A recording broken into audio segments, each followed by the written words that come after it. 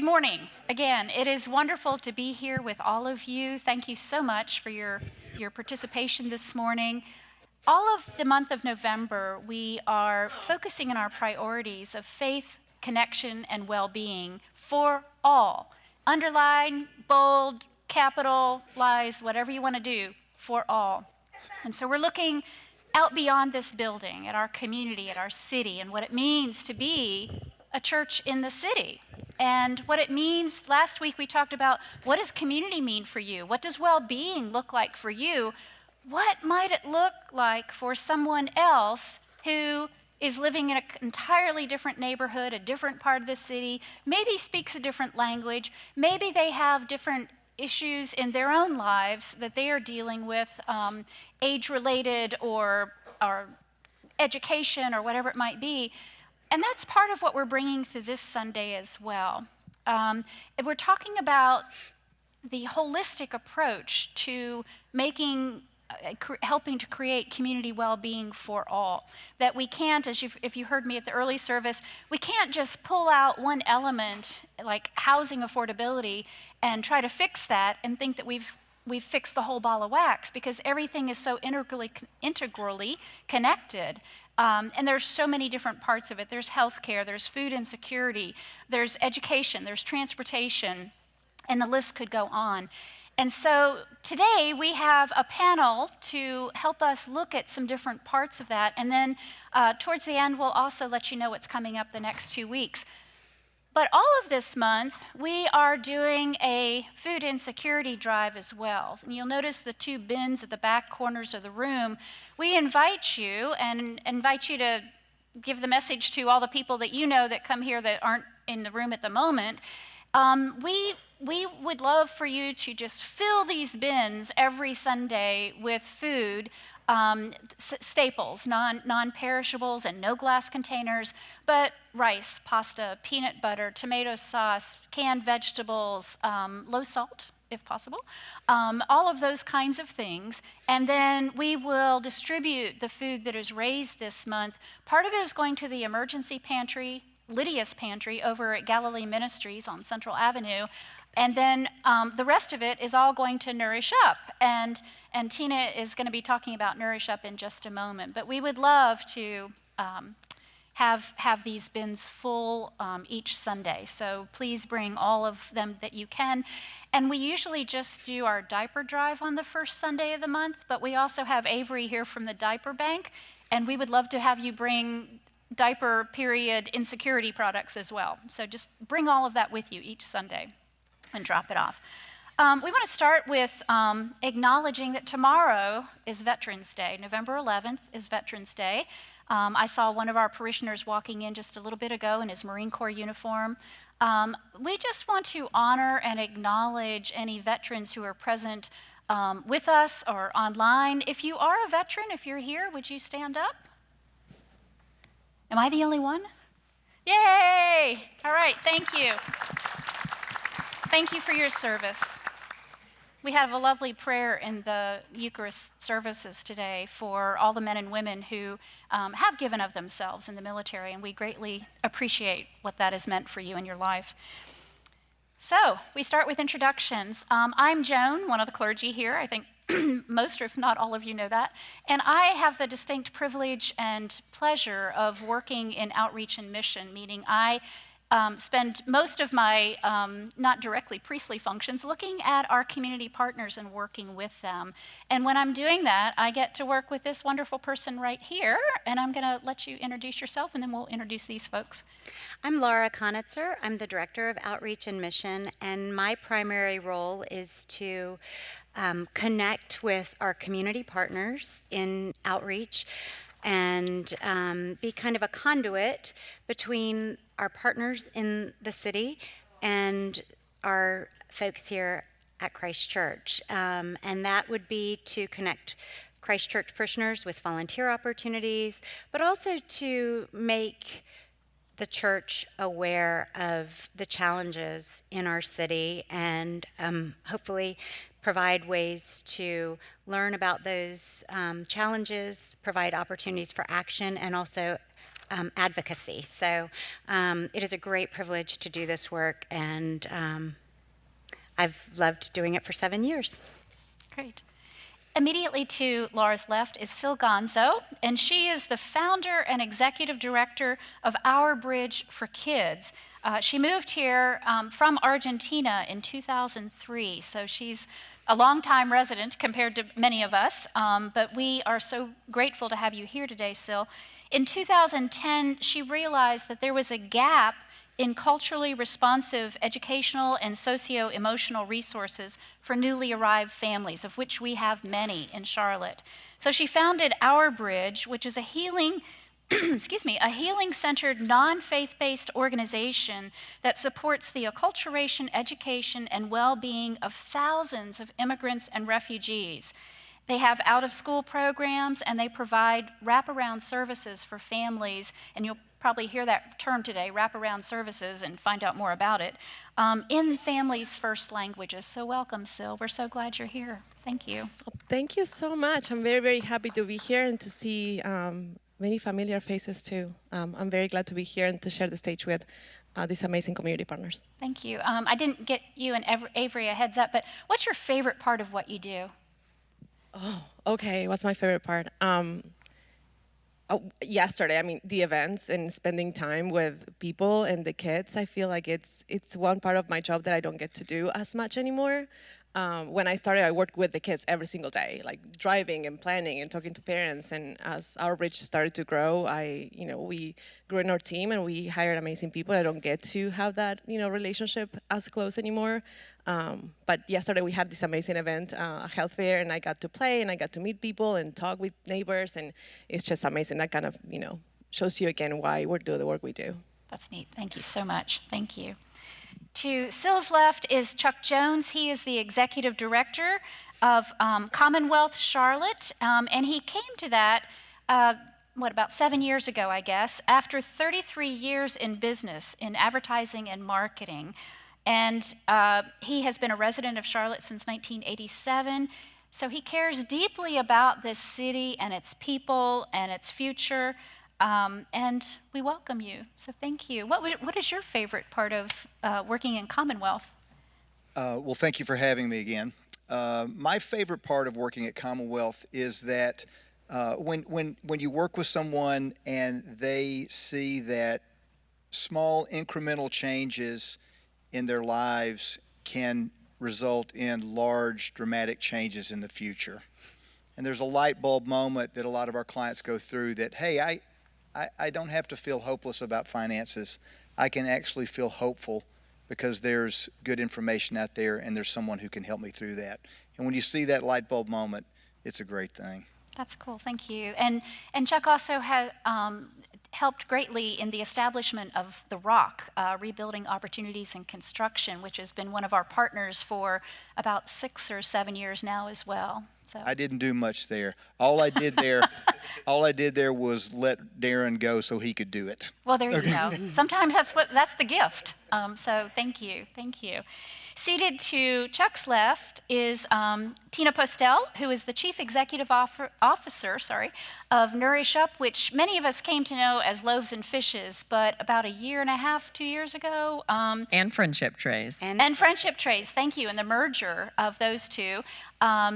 Those two became Nourish Up together, and they established this amazing facility on the north side of what I think of as the north side of Charlotte. And we're going to hear more about that as well. But she has more than 25 years in the nonprofit world, leading it and growing it so successfully. In addition to her role as CEO, she is also an adjunct professor at UNCC, where she teaches graduate courses in nonprofit management and fundraising.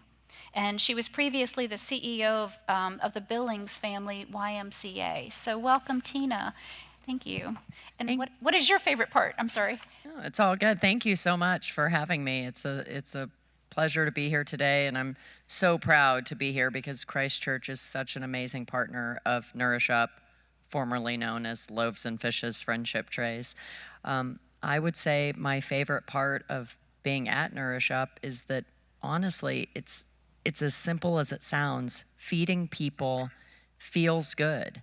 I have 3 kids, 2 of whom are away at college, and the first thing I want to do when they get home is I want to feed those children.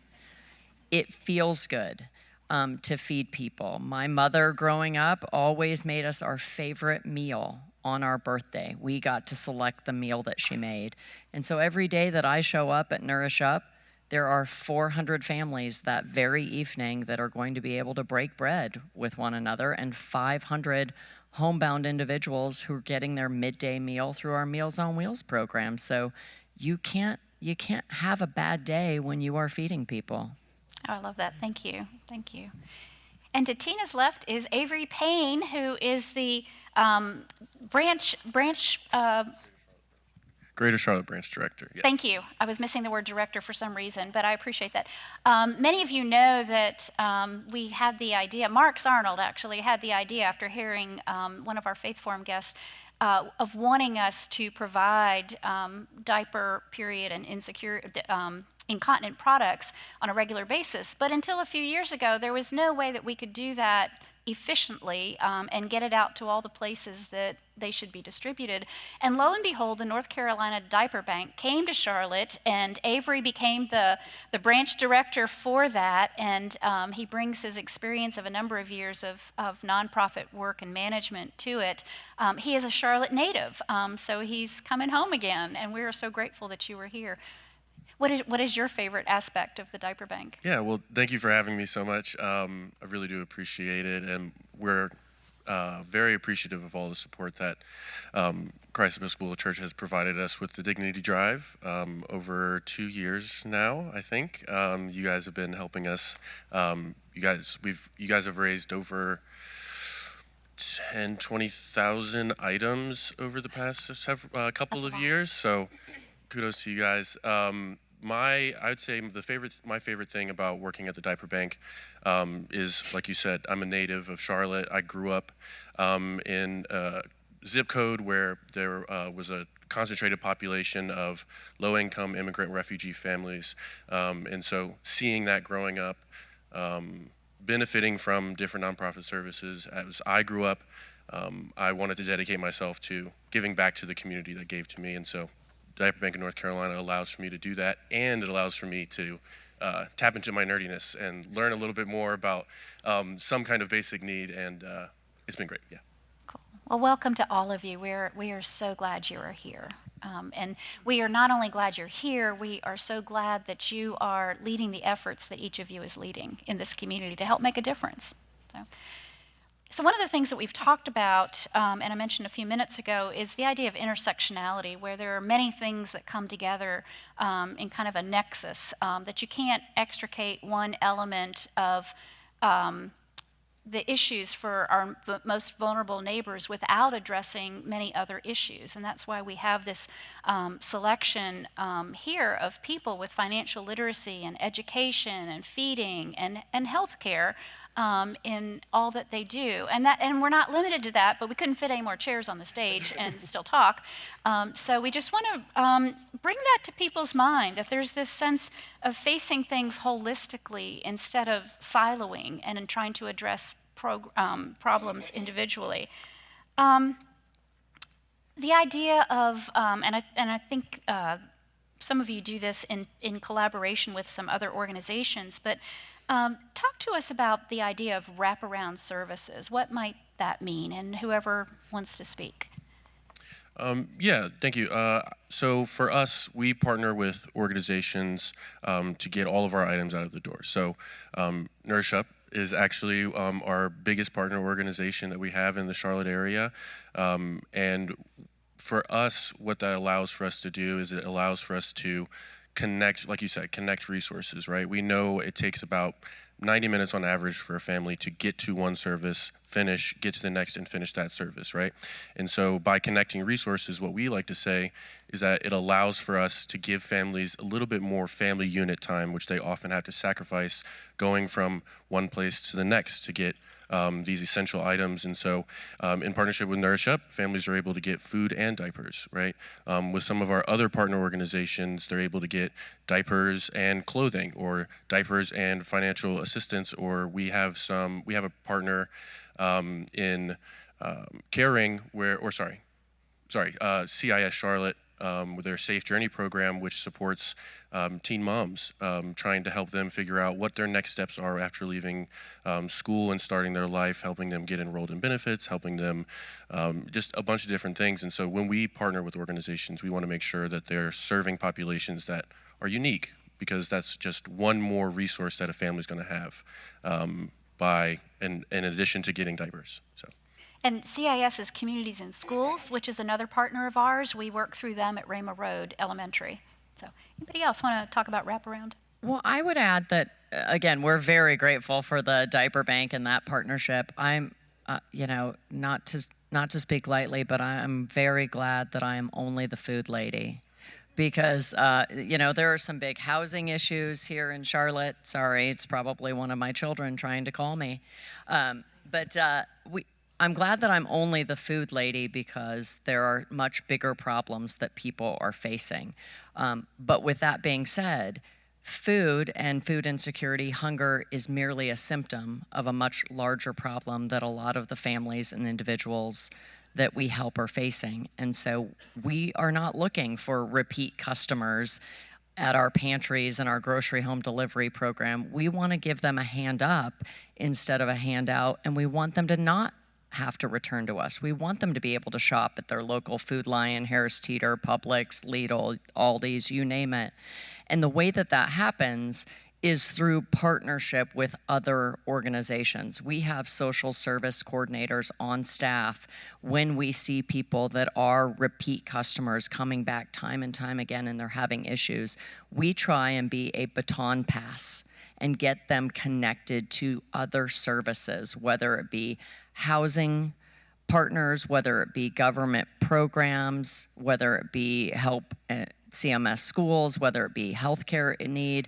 We partner with over 400 partner agencies, and sometimes it's just as simple as that social services coordinator making the appointment for them to go over to crisis assistance ministry to get rent and utility assistance. So that baton pass is the make or break sometimes. People don't just need a sheet, of, oh, well, here, you could call all, these 50 different organizations. They need that instant connection, that appointment, getting them over to Our Bridge or Commonwealth or any of these other amazing partners that we work with.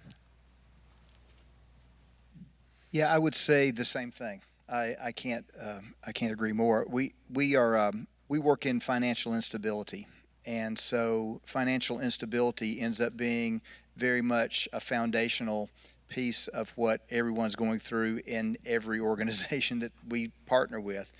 We have about 80 partners that we work with, and we are working not only to help someone out of an immediate situation, but to try to improve their financial capability over time. And that ends up impacting their housing, their food supplies, their child care, everything. The financial foundation it touches all of it. And so when we are working with someone, we are trying to address all of those needs, but really from the standpoint of trying to do it and trying to have their personal finance more stable. And we're working with folks from all different angles. I mean, people who are coming from recovery programs, from justice involvement, from temporary homelessness, but all of that. I have a line that I say, all of our clients are exactly the same, except for the fact that they're completely different. And so we're making it up as we go with some knowledge along the way. In our case, these three amazing partners are part of this network of services that we're able to provide, because we realized that not one organization can do it all, right? And I feel like when I started in nonprofit about 14 years ago, there was this feeling like, there's a little bit of money out there, we all have to fight for it, and don't share donor names. And I feel like now, I don't know if you guys are feeling the same, but there's this effort and this just intentionality of just acknowledging, okay, we focus on this, we do it well. You focus on this, you do it well. How do we create that network so people can access it? In our case, with Outreach, we focus on families that are newly arrived. We work with, I think last year it was about 400 families. About 60% of them spoke Spanish. The other 40 spoke another 17 languages. And I think that we were able to figure it out how to create a team at our bridge that can relate to the families and speak in their first language. And I think that's how we're able to help families. It doesn't matter where they're coming from, what language they speak, to actually access all of the amazing services out there. And it's incredible to see how much more accessible services are now that Charlotte's demographic are changing. So that to me as an immigrant is incredible, and I'm thankful for that. What we do very specifically, I mean, we share spaces with our organizations. We currently have 3 offices, 2 on the east side of Charlotte and 1 on the southwest area of Charlotte. And we have decided that we're not gonna have one space just for our bridge. We have to share the space with other organizations. So like what Avery said, I mean, people don't have to go from place to place to place, but to find as many resources as possible in the same space. So yeah. Tell us about the Charlotte is Home Center. Okay. That is so exciting, and to this point is exactly sharing space, being a center for several services all in one place, and it's so Yes, exciting. It's so exciting. So this building is called the Charlotte is Home Center, and it really came out of an idea that COVID pushed us to think about. So during COVID, of course, you know, people were struggling to find resources throughout the city, and especially for immigrant and refugee families, culturally responsive healthcare was one of them, and pro bono legal representation for people that were being targeted by ICE was another situation, and of course the wraparound support. So we currently are located on the Aldersgate campus. Are you familiar with Aldersgate on the east side? Aldersgate, they're amazing. We have had a community center there since 2017, but when COVID happened, I reached out to them and said, hey, if you have another building just empty that you don't need and you want to rent it to us, that'd be great. Because I really wanted to bring those 3 services into one place. And how do you say it? Long and behold? Lo and Lo and behold. behold. Yes, they were like, well, we have this building. Do you want it for $1 a year? And we were like, well, that will be great. And yeah, that was 3.5 years ago. We worked with Carolina Migrant Network and the Charlotte Community Health Clinic for 3 years, working together to fundraise and remodel this beautiful building that we just opened about 8 weeks ago. So the idea is for people from all over the world to be able to get healthcare services, see a lawyer if they need to, and receive all the the wraparound services on the same space. So if you're all welcome to come see it, and yeah, we're very proud of it. It's an amazing place. Yes, it's beautiful. I will say, as one of those funding resources, as a partner in funding, and I don't want to speak for the whole commission but it has really been, you all working together has allowed us as a commission, as we are stewards of the generosity of Christ Church, to be intentional as we think about annually where our grant funding is going to go, because we feel like the funds are going further when we know that as partners, you all are working together to serve the community. And there's a very thoughtful group of people that serve on the Outreach Commission, and they don't take the grant funding process lightly. And it really is, it's really beautiful to watch how intentional I think they are, and it helps. They read through these documents, and it helps to see that we know that these folks are being served by by you all working together, instead of organizations that are kind of hoarding, to one, like, I'm going to serve this group and you're going to serve, and inside working in silos. And it's been a really wonderful process and evolution, I think, in the last few years, as we've seen this happening more and more, the work and less silos, I guess, in Charlotte.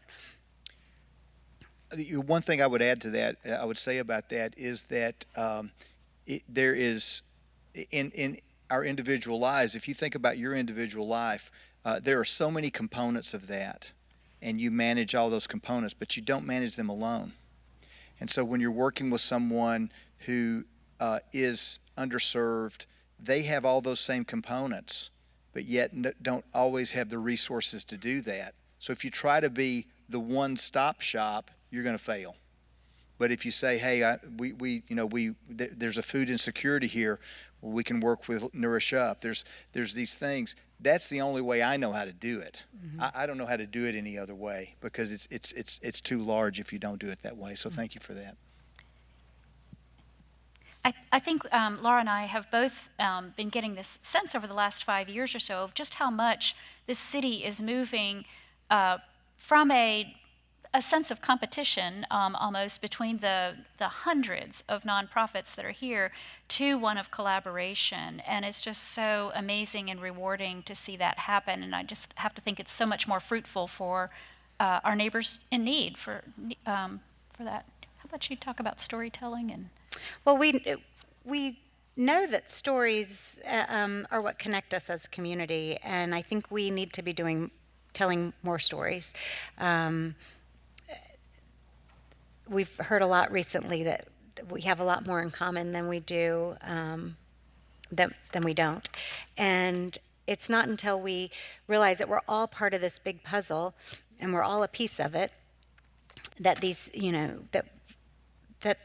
but we need to hear each other's stories, and it's not until we get out of our bubble and out of our individual communities and into other communities that we can hear. So I'd be curious to hear some stories about the people that you serve. What would you want us to know about the communities that you serve? or particular individuals. Or particular individuals. What would you want us to know at 1412 Providence about folks, the people you serve? Well, I can start.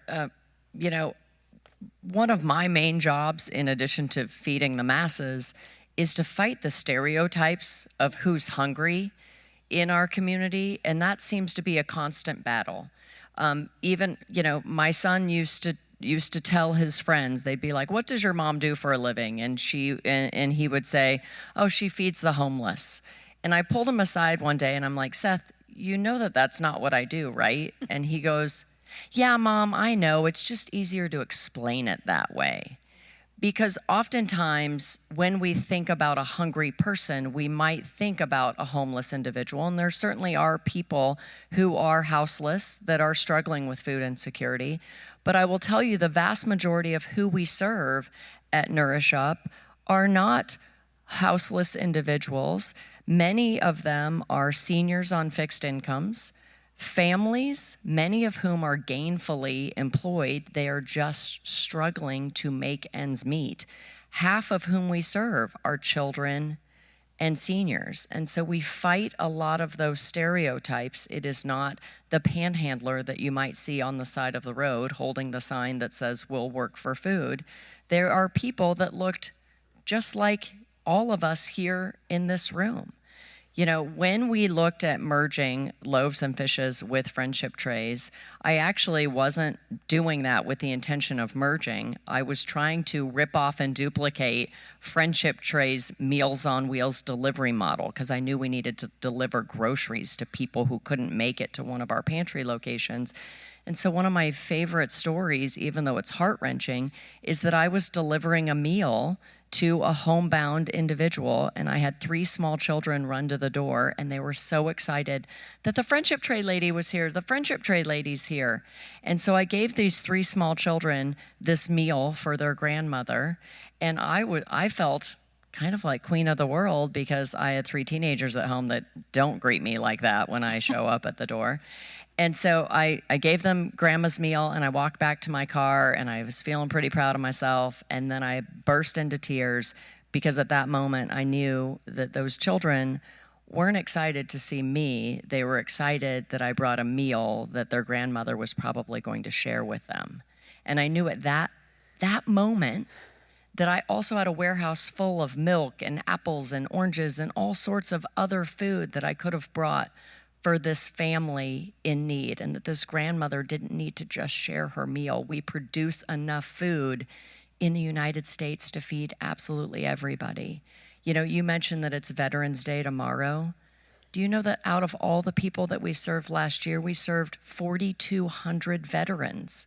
You don't think about veterans as being hungry, but 4,200 of them here in the Charlotte community leaned on our organization to be able to put food around their table just last year. So that's the faces of hunger that we see at Nourish Up. And for us too, for us, we know that it's about 76% of the families that we work with on any given day are working 1 to 3 jobs and still cannot afford our items, right? There's a large misunderstanding about what poverty looks like in our community. A lot of people think that because you can't afford something, that you're not working hard enough or care enough or whatever it is. In my role, we actually are able to collect optional outcome surveys from families with the help of our partners, where we're able to see not only the impact that our work is having on the community, but we're also able to see is how hardworking families are. Like I said, sometimes working 3 jobs. How dedicated families are trying to make sure that their kids are healthy and happy. And how resilient a family has to be trying to get access to something they should have been given access to in the first place. And so for me, we don't necessarily interact with families on a day-to-day basis because we work through other organizations to provide our items. But I do receive emails, phone calls from families or individuals looking to learn more about where they can get the items that we provide. And a couple months ago, I actually got a call from a mom who her and her 2 sons had left from the northern region of the country to escape a domestic violence situation. And she was just trying to figure out where to start, right? And we were just talking about resource hubs or connecting resources. And so not only was I able to help her get more information about where she could get diapers and period products, I was also able to help her get connected with food resources, right? Or connect with crisis assistance for figuring out where do I start now that I'm here in Charlotte, connecting her with the Center for Hope with Salvation Army. And I wouldn't have been able to do that if, like we said, we weren't in this era of connecting resources, right? Being from here, that was something that, a lot of people that I knew growing up struggled with, right? They, maybe they needed just a couple of meals to get by till the next paycheck so that they can do the things that they need to do. But they also needed, rent assistance, right? But they couldn't figure out how to prioritize their time in a way to say, oh, I need to be able to eat, but I also need to be able to pay my rent in the next couple of days. That's a really difficult decision to have to make, right? And so luckily enough, we're in this era able to provide those connected resources and things like that. So that's a story that holds really near and close to my heart, especially knowing how many families that are doing everything that they are told they should need to do in order to afford something or have access to something, but are just moments in time or for long periods of time having to make really difficult decisions, sometimes missing a meal to get a day's worth of diapers so they can take their kids to daycare, because if you don't have a day's worth of diapers, most daycares you can't take your kids. If you can't take your kids to daycare, you may miss a day of work. You can't miss a day of work. You may lose your job, et cetera, et cetera. So in the cycle of basic necessities, we see families making those difficult decisions. And so I hold on to moments, especially not interacting with families very often through the work that we do. I hold on to moments like that because it shows me that at least in some way, shape, or form, we're putting seeds out there. And so I know you guys know the importance of seeds. So So I'll read you a 3-paragraph note. Dear Mr. Minot and Ms. Hardison, two of our staff members, thank you sincerely for accepting me into the Generation 2080 program, one of our wealth building initiatives. For years, any extra money I had, I put toward paying off my home's mortgage early. Having succeeded, I have been confused about what to do next. So many people tell me to invest in cryptocurrency. Well, I am risk averse in the best of times. Plus, I do not think I should put my savings into something I do not understand. So I have just been stashing my meager savings in an envelope in my drawer. I am so very happy to now have the Generation 2080 program to learn where I might better invest my savings. God bless you for having this program. Sincerely, in the name. Wow. I won't say anything else. Thank you. I want to say that Commonwealth also, they partner with some of our community partners like BraveWorks and Charlotte Family Housing, and I could name others that are working with family. Charlotte Family Housing works with families that are trying to become more financially independent, and so rather than try to bring in their own financial experts, they've partnered with Commonwealth, and BraveWorks has done the same. So you have someone here that's a homeowner that's trying to figure out what to do with their wealth or to gain wealth, or you have someone that's trying to build financial security. So all different ends of the spectrum. So really great work you're doing there. So what did I mean, it's immigrants. There's so many stories that I could share of families and kids that I have met, but I think that in general, what I would love everybody to know is like, everybody's here for a better future, and I promise you, everyone will do the same. If you were in the same situation when your loved ones, when yourself, when your home is in danger, you will also try to flee and give your family a new future, a better future, whatever it takes. And that's what we see in our families. They left everything behind. They're on their own. I had the privilege to come here when I was younger in a different circumstance, but I did come here on my own. I spoke English, I didn't have kids. It was the worst. It's hard. It's hard. It's like half of your heart is somewhere else, and you have to keep pushing forward, and you have to be strong for your children, and you try to give your kids the best that you can with what you have. And the kids, they're kids, and they laugh, and they play, and they make messes in the after school, and they have no idea of how hard their parents are working for them to actually achieve the best that they can. And this country, you can, if they let you. When I saw Laura this morning, we both started crying. What's going to happen? I just ask all of you for your support in the years that are coming. I ask you for your advocacy. I ask you to speak up. We have seen what happened 4 years ago, the family separations at the border. We have seen kids in cages. Those are not stories. And we can see it again. And we cannot do it alone. There are a few very, very well-organized immigrant organizations in Charlotte, but we can't do it alone. And we appreciate the spaces like this that we can actually say, it's hard. It's terror on the streets. We have had families and moms calling us from the closet because ICE was at the door and the kids were crying. And we were telling them, do not open. We're right there.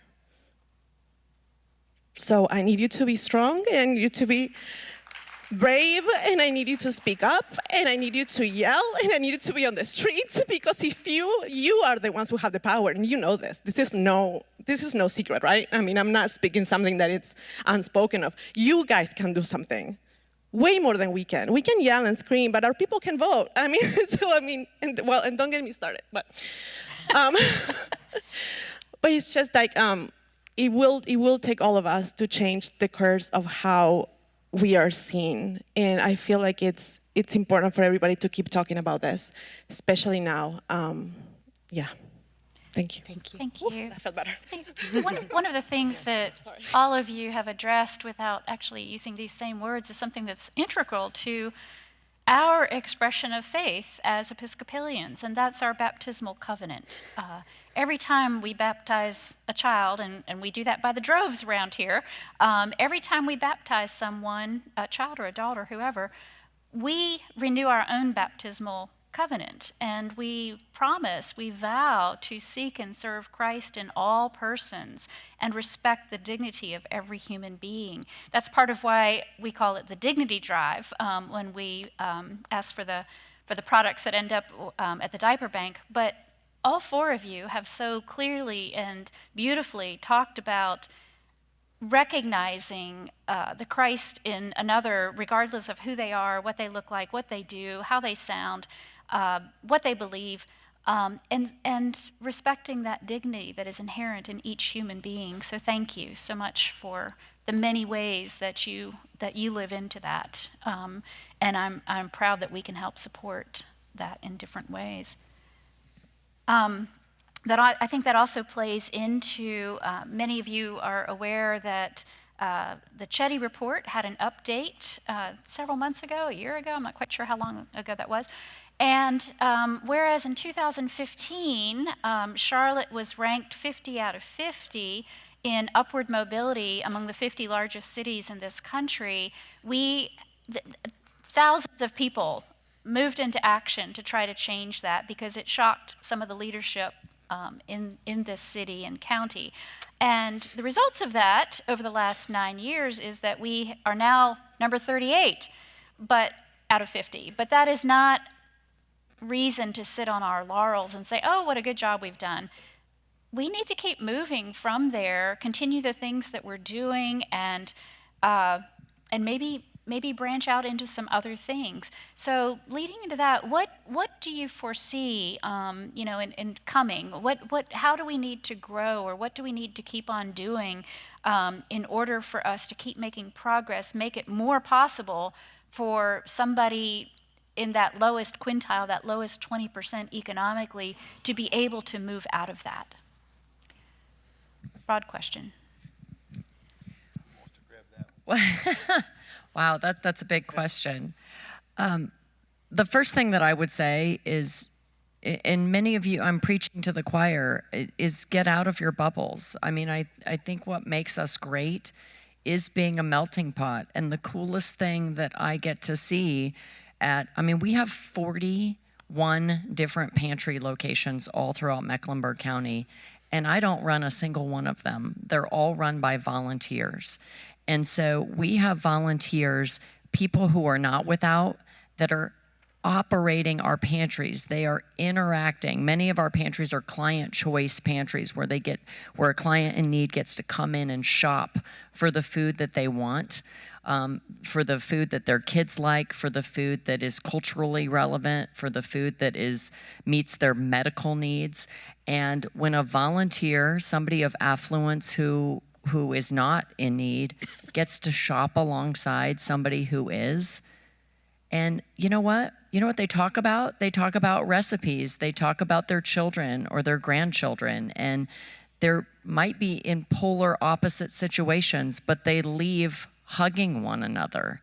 And they see the humanness in one another. And so stay connected. If you're not currently connected with people who look different than you, act different than you, man, do I have a volunteer opportunity for you at Nourish Up. Come deliver a Meals on Wheels route. Come deliver groceries to someone's doorstep. Come work in one of our pantries.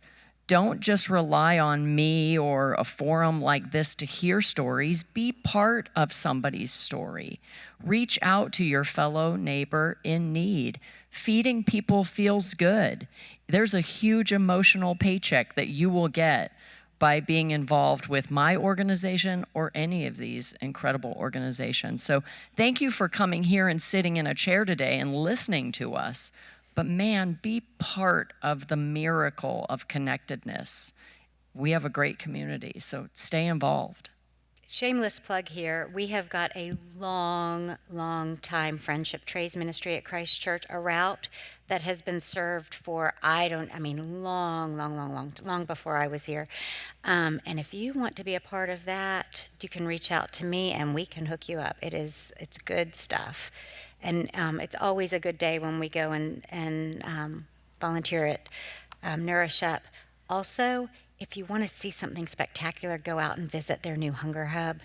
It is fantastic. Finally, but Galilee has one of the client choice pantries, and it is a really neat place to be too. Lots of parishioners volunteer over there, so lots of ways to serve. Thank you. Yeah, so for me, and this is the third time I said it, as a native, something that you see growing up, and I went to inner city schools. I grew up 10 minutes from downtown in a 1950s suburb, something that you often see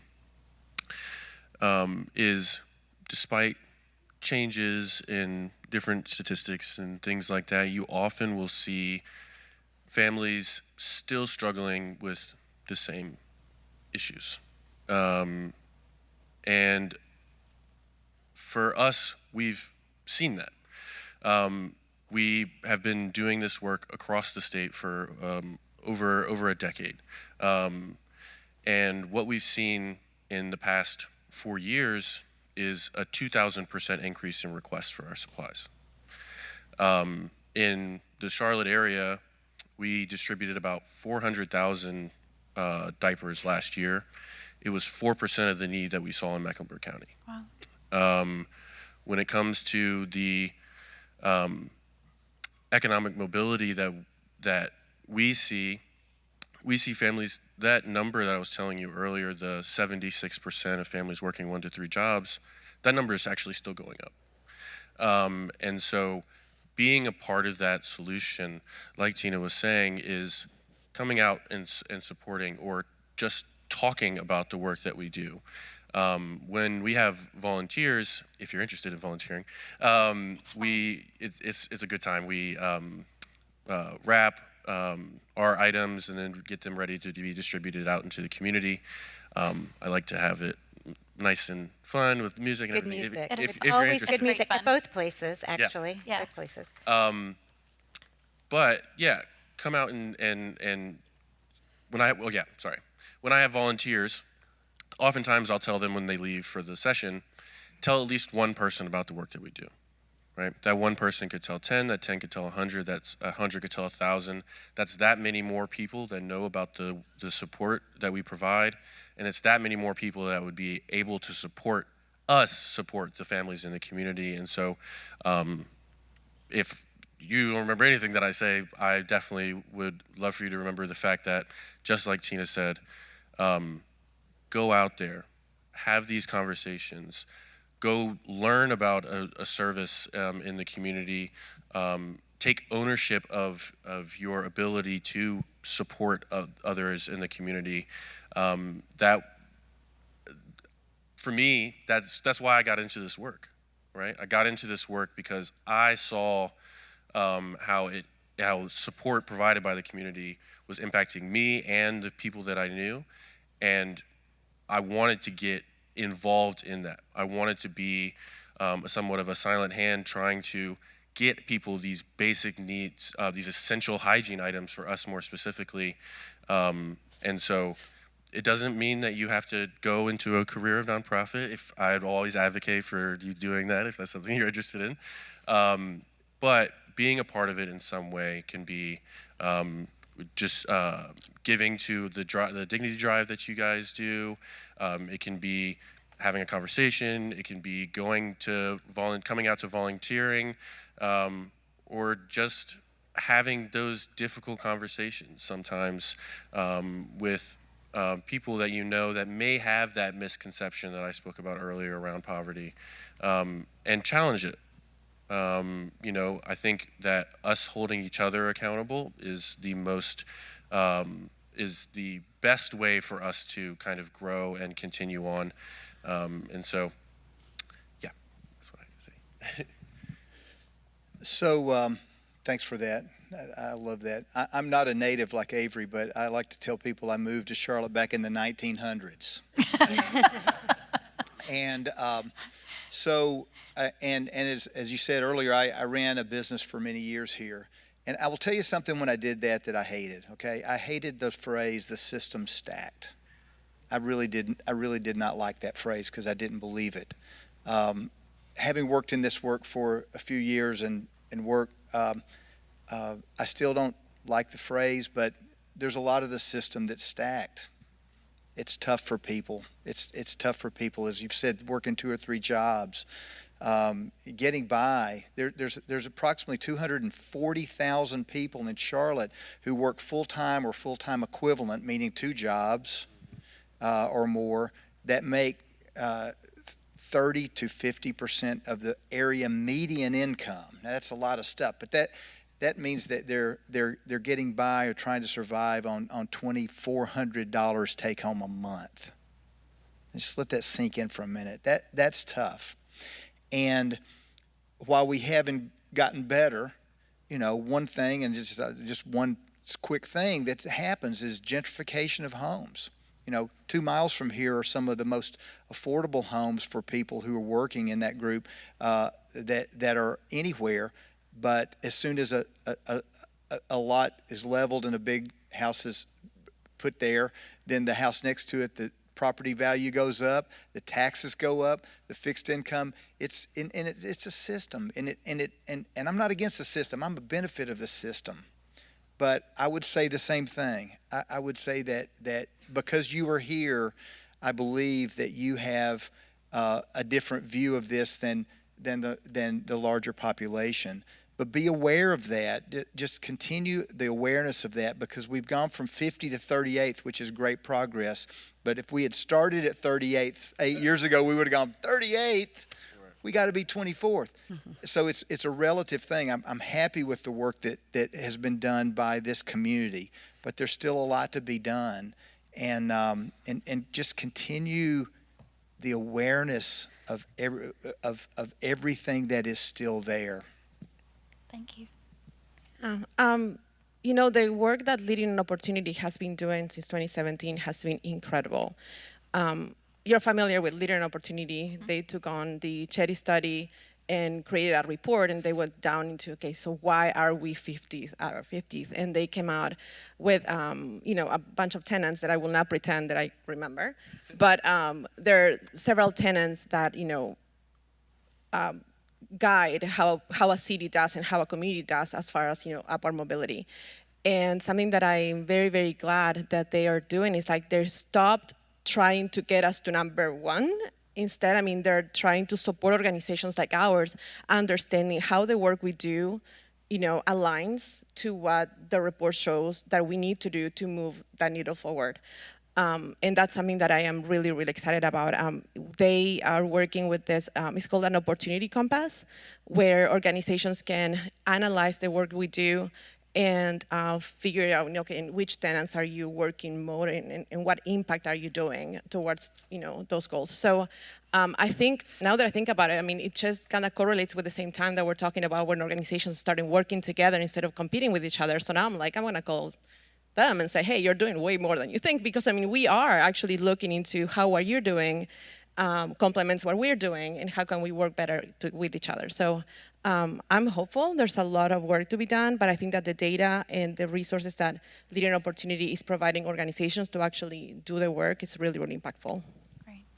Thank you so much. Before we wrap up, I just want to mention there's a table on either side of the sound booth back there that has some literature and contact information for these 4 amazing people and their organizations. So I invite you to stop back there, have a conversation with these folks, and go out. Go out of your normal travel circles in this city and get involved and get engaged with some of the amazing things that are going on. Before I finish thanking them, next week we have another panel discussion. Parishioner Doug I is leading the conversation next week, and it's on a very new an important way of looking at housing affordability. Erskine Bowles, Nelson Schwab, Mark Etheridge, and Adelaide Martin, all from the Housing Impact Fund, will be here to talk about what they're doing that is gaining national attention. Through them, we have used some of our Transforming Hearts money to be able to afford a community health worker, which is really a person providing wraparound services at one of their projects here in town. They have 9 communities that they have started, and we'll hear about one of them. We'll hear about all of them, and the one we're helping with in particular.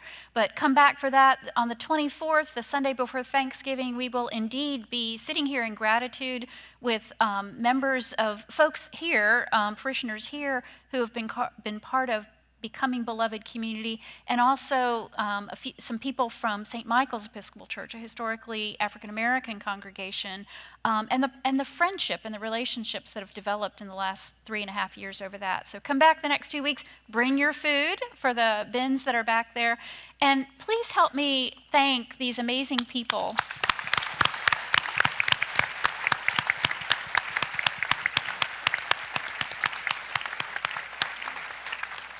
We are so proud and so happy to be able to partner with you, and whatever way that we can help move the needle forward is something we want to do.